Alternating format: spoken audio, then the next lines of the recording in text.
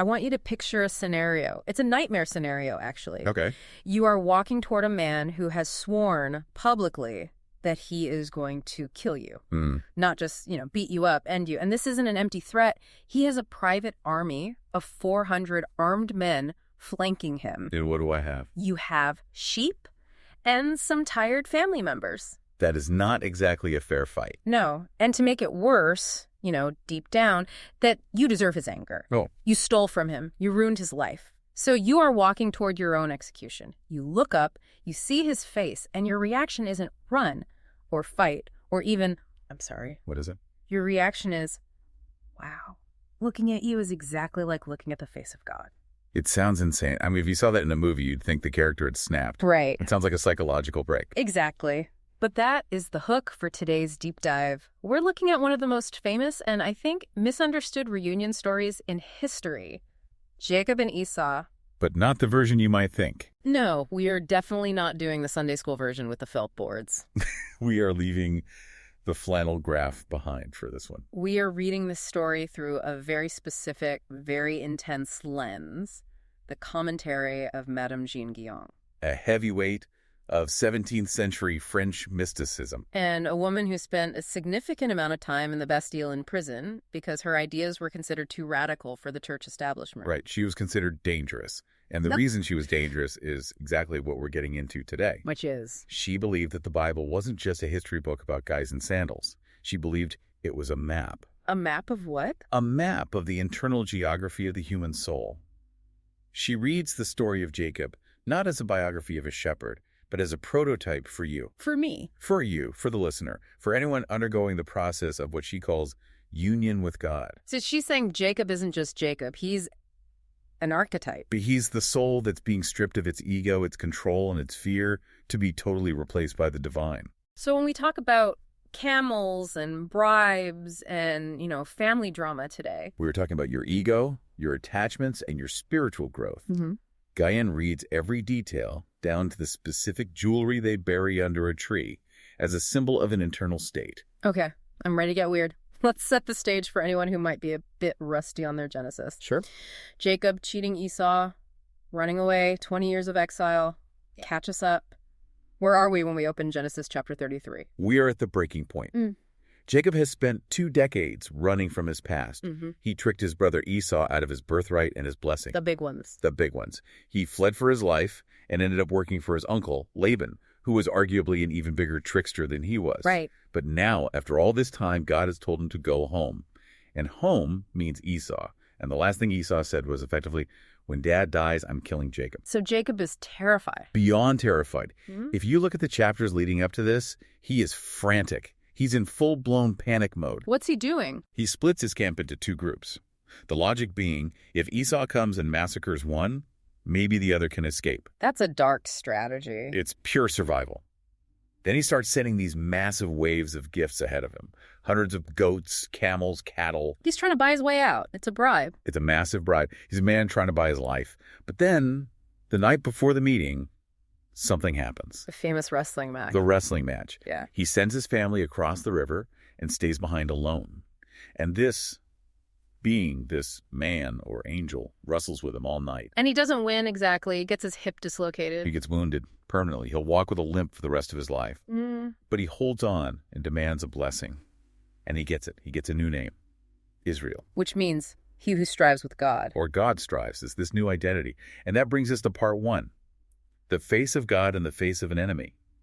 Because the next morning the sun rises, he's limping, and here comes Esau with his 400 men. The moment of truth. The absolute moment of truth. Yeah. And this is where the text gets so bizarre. They meet. Esau doesn't draw his sword. He runs to Jacob, hugs him. They both weep. It's this incredibly beautiful reunion. Against all odds. Completely. But then Jacob says this line in Genesis 33:2.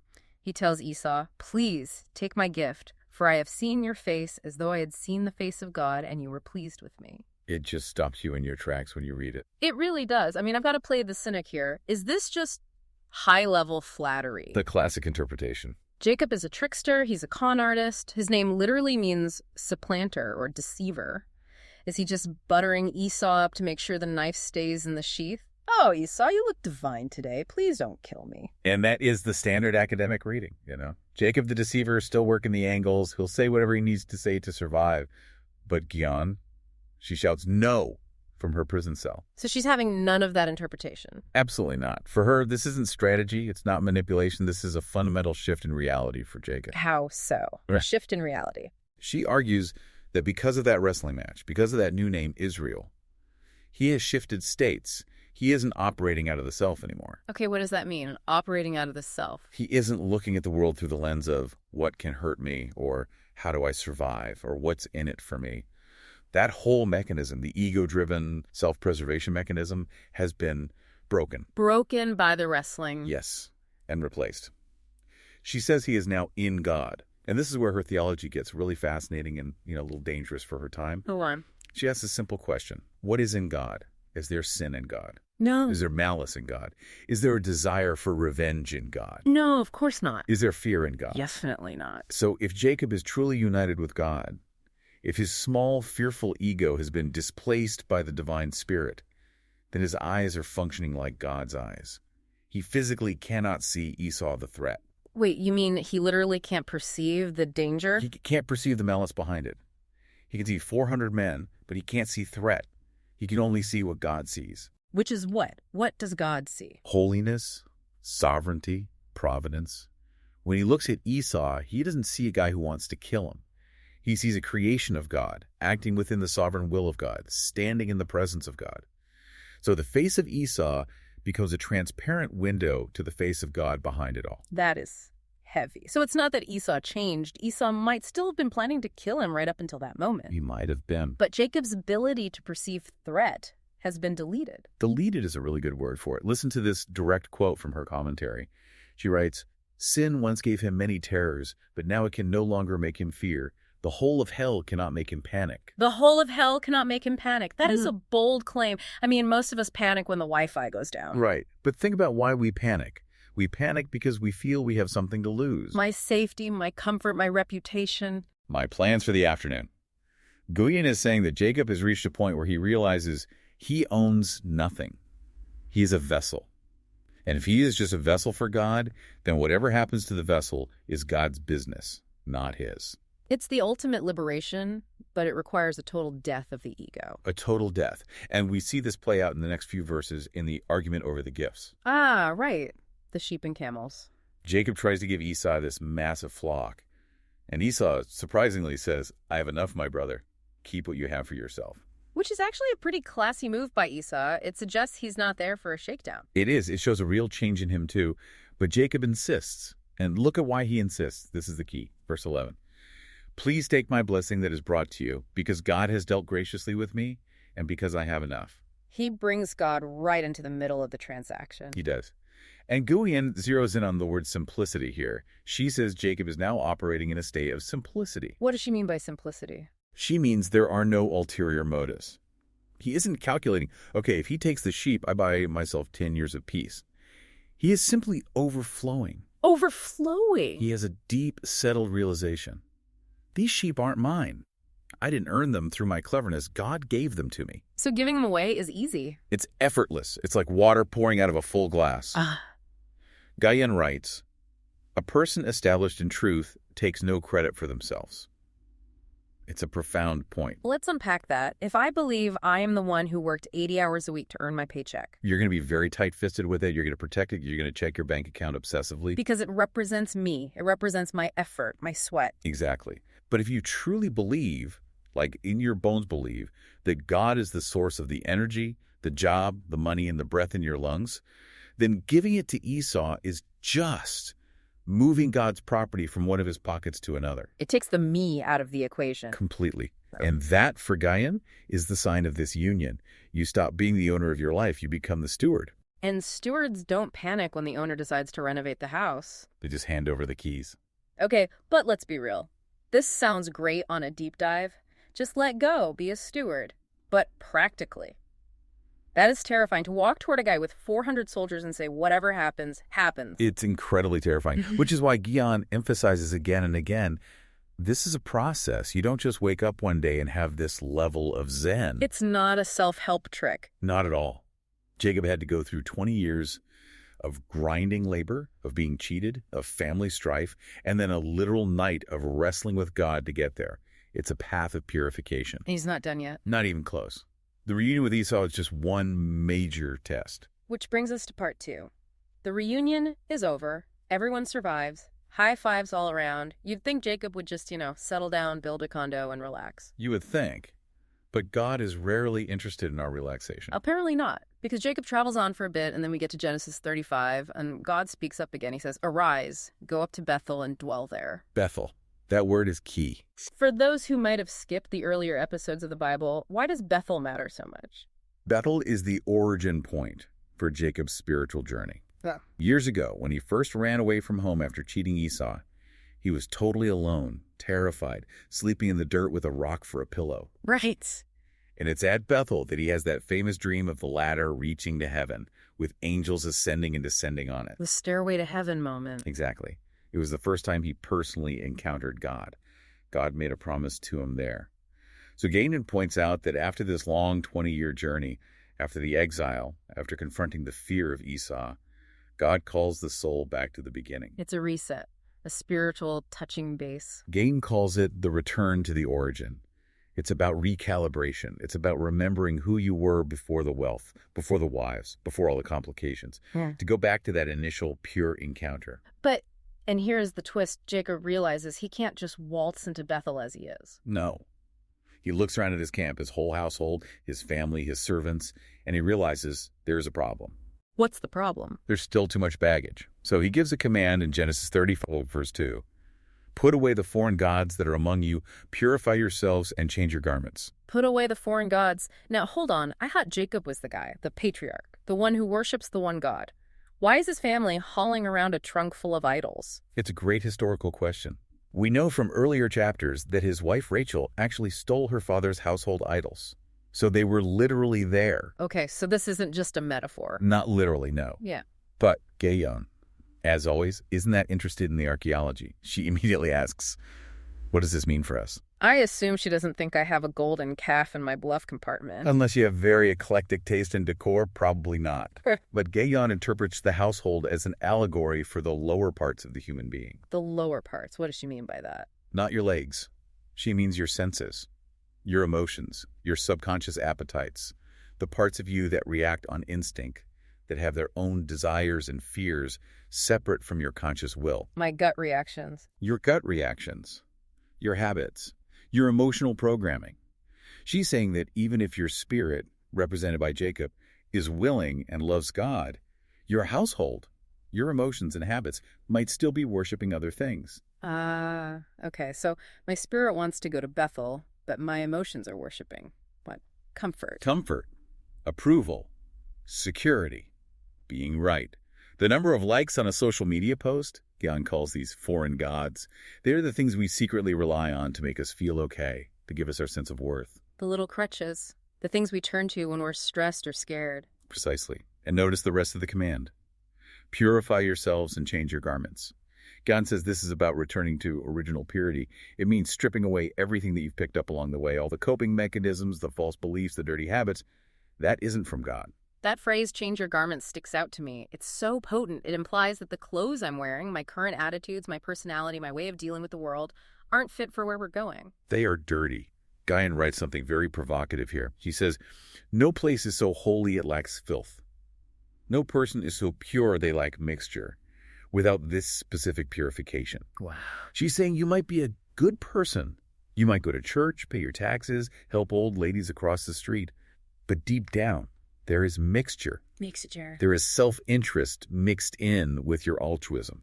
There is pride mixed in with your humility. There is fear mixed in with your faith. And you can't take that mixture to Bethel. You can't take it into union. It has to be identified, renounced, and buried. And the text says they literally do that. They give Jacob the idols, and this detail always gets me, the earrings that were in their ears. And he buries them under an oak tree. Why the earrings? The earrings are fascinating. In that culture, earrings weren't just decorative. They were often amulets. Oh, like good luck charms. Exactly. Little lucky charms to ward off evil. Superstitions. So it's not just idolatry in the big obvious sense of bowing to a statue. It's also the subtle superstitions. It's trusting in little magic tricks or routines to stay safe instead of trusting God completely. That's the backup plan. I trust God, but I'm also going to keep this lucky coin in my pocket just in case, Guyon says. Bury it. All of it. The big idols and the tiny ones.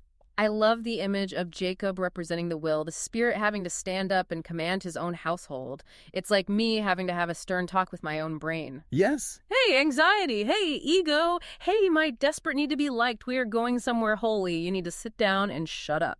Or actually, you need to die under this tree. That is a perfect description of the spiritual discipline Guyon is advocating. The will must command the senses. If you wait for your emotions to feel like purifying themselves, you'll wait forever. My emotions love the idols. Of course they do. The idols are shiny and they promise comfort. The will has to make the executive decision to bury them, whether the emotions agree or not. So they do it. They bury the junk under the oak tree, they wash up, they change their clothes, and they head to Bethel. And because they've done this work, this difficult internal house-cleaning look at what happens next is amazing. Verse 5 says, "And as they journeyed, a terror from God fell upon the cities that were around them, so that they did not pursue the sons of Jacob." They become untouchable. The local powers that could have attacked them are suddenly terrified of them. When you stop trying to defend yourself, God defends you. That's the Guyon principle in a nutshell. As long as Jacob was plotting and scheming and sending bribes, he was in danger. The moment he purifies his house and surrenders to the trek to Bethel, a supernatural protection covers him. It's the paradox of control. The more you try to control your own safety, the less safe you are, the more you let go. The safer you are. But, and this is very big, but safety doesn't mean an easy life. Oh, I have a feeling I know where this is going. Because they get to Bethel. Jacob builds the altar he promised God all those years ago. He calls it El Bethel, God of the house of God. He has this great moment of worship. He has finally arrived. And then something really strange happens. Let me guess. It's not smooth sailing from here. Far from it. This is where we get into part 3, the confirmation and the disappearance. Okay. So Jacob has built the altar. He has acknowledged God's faithfulness. He's been delivered from what Guyon calls true spiritual tribulation. He's safe. But she notes that even here, there are many crosses still prepared for him. It never ends. The difference is how he will carry them, like Jesus, she says, and with safety. But first, God appears to him again, and God reconfirms his name. Wait, this seems redundant. Didn't he already get the name Israel back when he was wrestling the angel? He did, and this is a point that confuses a lot of people. Guyon makes a brilliant distinction here. What's the distinction? She says the state was given earlier, during the wrestling. He was granted the state of being Israel, but the confirmation of that state happens here at Bethel. What's the difference between receiving a state and being confirmed in it? Think of it like a promotion at work. You might be told, "Congratulations, you are now the vice president." That's the state.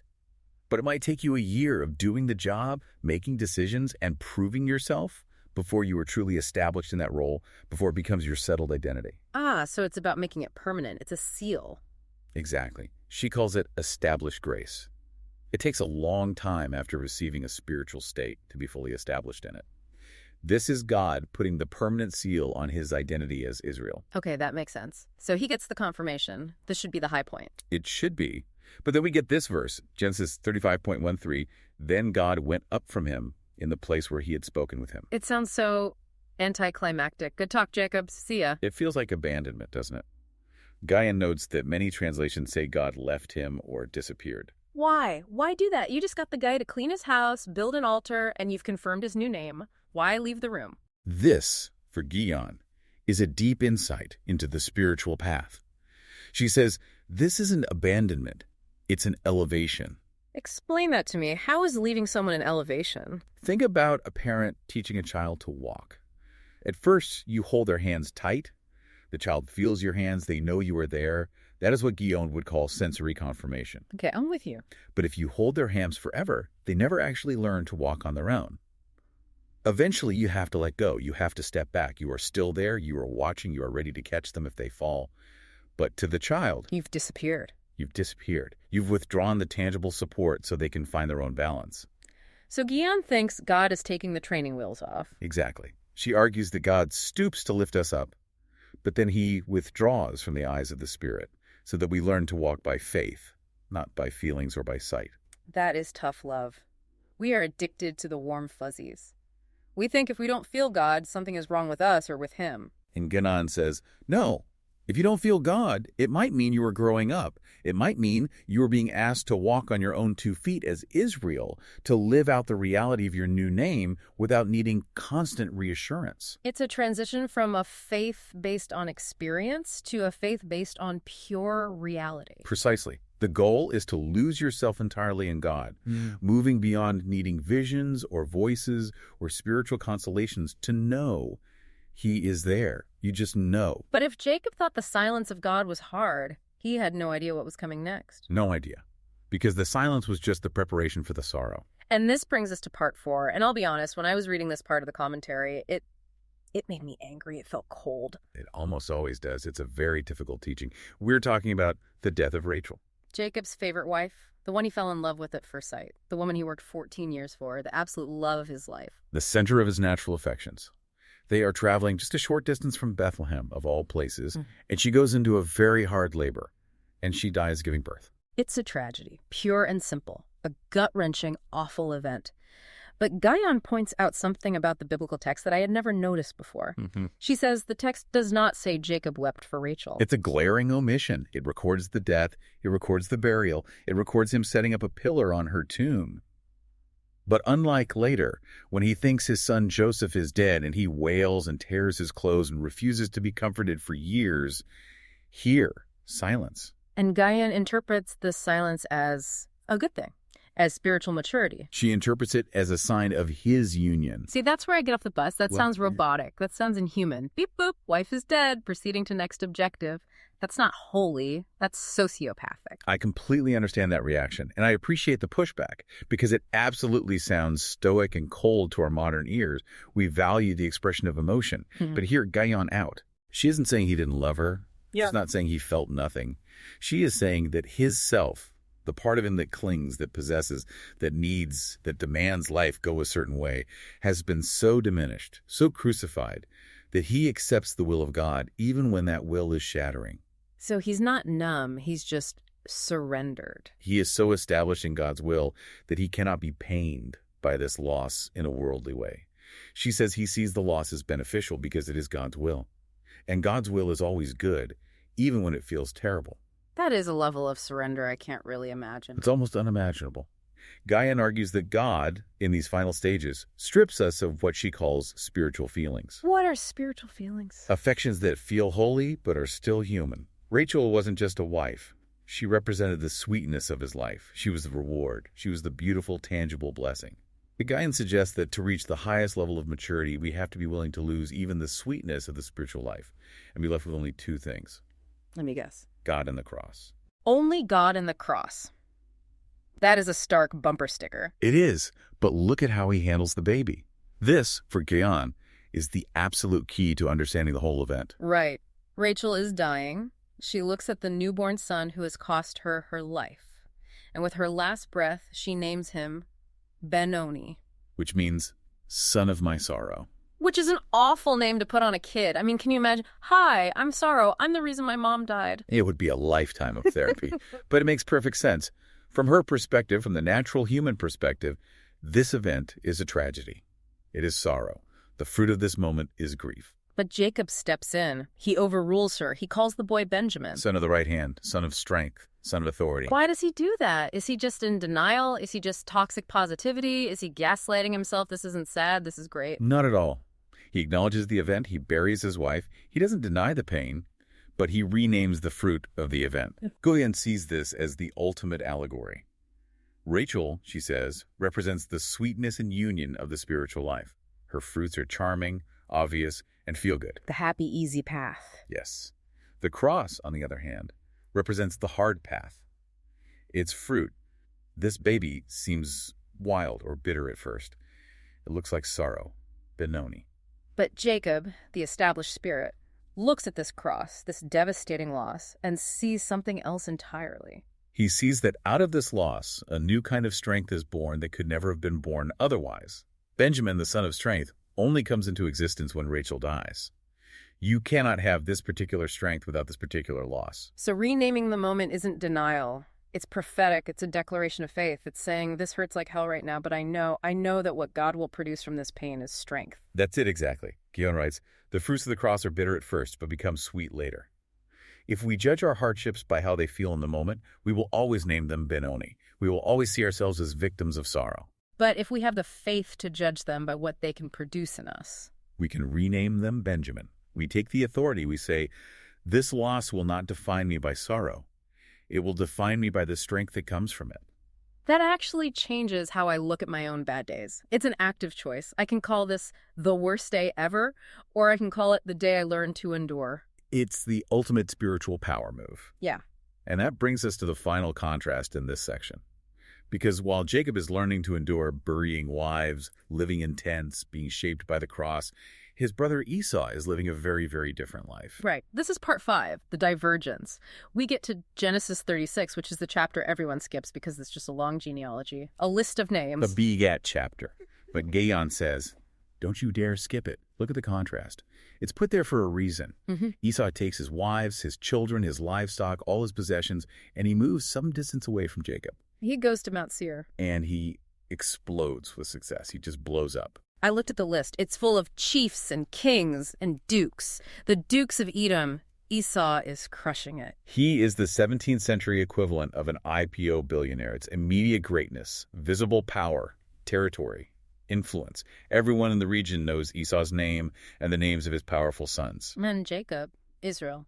Jacob's sojourning. He's a nomad. He's still living in tents. He has no dukes. He has no kingdom. He just has his family and his God. It is hard not to be jealous of Esau in that moment. Of course. Esau represents what Guyon calls the fleshly kingdom, the worldly way. And the worldly way works. It pays off fast. You get the recognition. You get the corner office. You get the validation. But Guyon warns us. She warns us about the portion. She asks a fundamental question. What is Esau's portion? His reward is here. It's now. It's the stuff, the titles, the power. But what is Israel's portion? God and the cross. Correct. She says, and this is another chilling quote, his portion is the cross, which accompanies him to the grave. Man, join Team Israel. We promise you a cross in obscurity. It's the worst marketing pitch in history. Oh. But, and this is the Guyon mic drop moment, she argues that Esau's greatness is external and temporary. It glitters, but it's of the earth. And Israel's greatness is internal and eternal.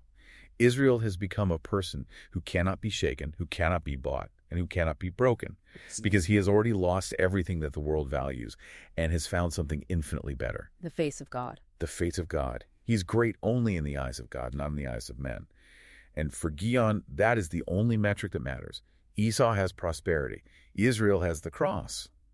But it is through that cross that he overcomes in Jesus Christ. So as we wrap this deep dive up, we've gone on this incredible journey with Jacob.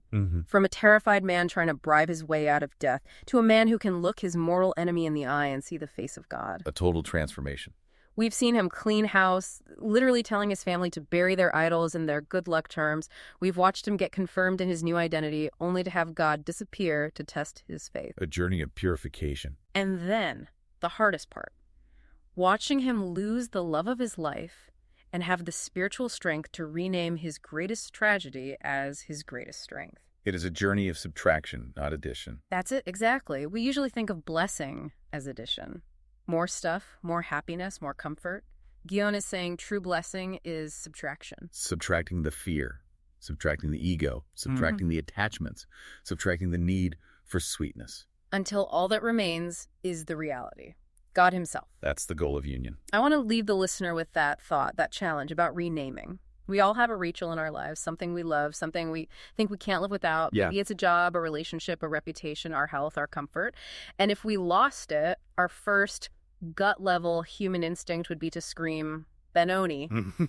Sorrow, this is the son of my sorrow. Naturally. It's a valid and human reaction. But the challenge of this deep dive, the challenge from Guyon is this. Do you have the grit, the faith, to look at that empty space, that potential loss, and trust that there is a Benjamin, a son of strength, waiting on the other side? Can you, in the midst of your pain, find the courage to rename it strength?